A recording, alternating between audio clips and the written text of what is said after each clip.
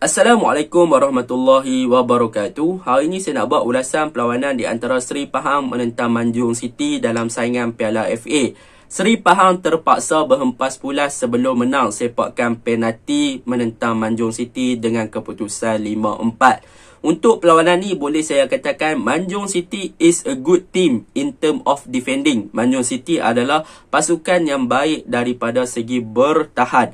Manakala pasukan Seri Pahang adalah pasukan yang baik in term of attacking, iaitu daripada segi menyerang. Akan tetapi pasukan Seri Pahang pula adalah pasukan yang boleh cipta peluang tetapi gagal untuk convert peluang tersebut ataupun untuk menukarkan peluang tersebut kepada jaringan. Itulah yang menjadi masalah kepada bahagian serangan pasukan Seri Pahang. Dan pujian juga perlu diberikan kepada bahagian pertahanan pasukan Manjung serta goalkeeper mereka. Baiklah, tanpa membuang masa, mari kita masuk ke dalam ulasan perlawanan. Saya akan mulakan ulasan dengan pasukan Seri Pahang. Apakah kelemahan yang menyebabkan mereka terpaksa berhempas pulas sehingga sepakan penalti menentang pasukan Manjung City?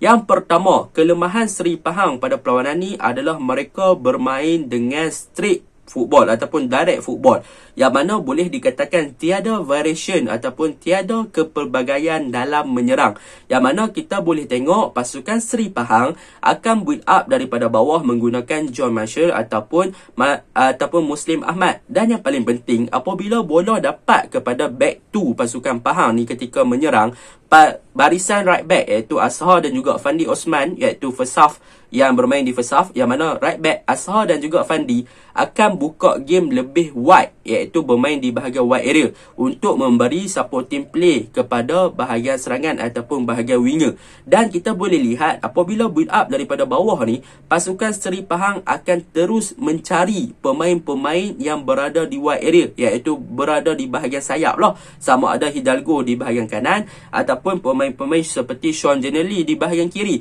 Jadi apabila Pahang banyak kali membuat gerakan-gerakan yang sama, iaitu buka game ke bahagian sayap ataupun wide area, buka game kepada Sean Jennerly, pemain-pemain di bahagian kanan dan juga bahagian kiri ni, Hidalgo dan juga Sean Jennerly, mereka akan cuba gunakan kepantasan mereka dan juga skill mereka. Lepas tu mereka akan beat seorang dua player dan melakukan crossing ke dalam kotak penalti. Jadi corak permainan Seri Pahang daripada awal game sampai habis game macam tu sahaja. Attack belah kanan, attack belah kiri, crossing. Attack belah kanan, attack belah kiri, crossing. Jadi pasukan Manjung City yang ada pemain mempunyai defense yang bagus seperti Sasi Kumar dan sebagainya, mampu untuk membaca game tersebut dan mereka dengan mudahnya boleh bermain dengan low block dan mereka akan compact di bahagian kotak penalti, dan mereka hanya perlu untuk challenge bola tinggi dan juga perlu block hantaran-hantaran lintang yang dilakukan oleh pemain Seri Pahang.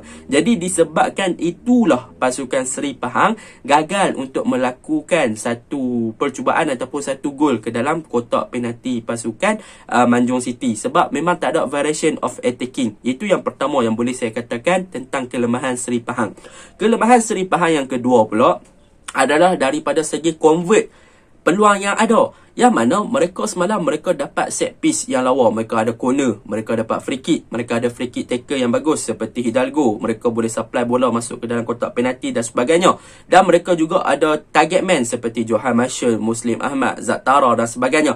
Akan tetapi yang menjadi masalah adalah apabila Seri Pahang dapat free kick, dapat corner sebagainya, mereka dah boleh supply lawa dah kepada kepala, tetapi pemain-pemain yang melakukan heading ataupun percubaan tu pula kadang-kadang tak accurate, tak tepat. Jadi mereka banyak mensia-siakan peluang. Mereka dapat set piece yang bagus, mereka boleh buat tandukan yang lebih better dan sebagainya. Jadi apa yang perlu Seri Pahang improve adalah pastikan yang selepas ini bila dapat set piece, mereka boleh berlatih lagi untuk melakukan satu finishing daripada set pieces. Sebab apa? Sebab saya bagi contoh, pasukan Penang, mereka ada Casagrande, Rafa Victor, yang dijadikan sebagai target man sekiranya dapat corner, sekiranya dapat free kick. Dan pemain-pemain ni ada kelebihan untuk menjaringkan gol melalui kepala sebab mereka memang dah ada ketinggian. Dan benda yang sama ada kepada pasukan Seri Pahang. Ada Johor Malaysia, ada Zak Tara, ada Muslim Ahmad dan sebagainya. Tetapi mereka gagal untuk memanfaatkan peluang daripada set pieces tersebut untuk memastikan yang mereka boleh jaringkan gol melalui set pieces tersebut. Jadi benda ni perlu diimprove lagi oleh pasukan Seri Pahang. Sebab semalam chances yang ada daripada crossing, bukan sahaja set pieces, crossing yang dilakukan ke dalam kotak penalti melalui gerakan Hidalgo dan juga Sean Jenely di bahagian kanan dan kiri, gagal untuk dimanfaatkan dengan baik di bahagian serangan pasukan Seri Pahang. Boleh saya katakan lack of finishing, kurangnya penyudah di bahagian hadapan juga punca kepada pasukan Seri Pahang gagal menang lebih awal menentang Seri Manjung pada perlawanan semalam. Yang ketiga, apa yang boleh saya katakan tentang pasukan Seri Pahang pada perlawanan ini, kelemahan adalah di bahagian tengah. Mereka mengharapkan kepada Billy KQ yang bermain sebagai holding midfielder untuk menggerakkan semua serangan untuk mereka. Yang mana Billy dapat bola, Billy yang hantar bola pergi depan, Billy dapat bola, Billy yang supply bola ke hadapan, Billy juga kena bertahan. Jadi apa yang saya nak sampaikan dekat sini, holding midfielder Billy KQ memerlukan backup ataupun support di hadapan beliau untuk memastikan beliau ada connection dan boleh link up dengan bahagian serangan. Bukannya mengharapkan Billy untuk melakukan hantaran-hantaran jauh. Ya, Billy ada kelebihan daripada untuk menghantar bola ataupun accurate, passing yang accurate. Tetapi untuk menggerakkan serangan di bahagian tengah, untuk attack di bahagian tengah, Billy memerlukan orang yang support dia untuk bergerak ataupun untuk buat movement. Dan beliau juga perlu ada seorang player yang boleh link up dengan beliau untuk memastikan yang Pahang ada connector di bahagian tengah dan juga bahagian serangan serta bahagian winger. Jadi disebabkan tak ada connector tu, Billy berkeseorangan, Billy kena buat kerja.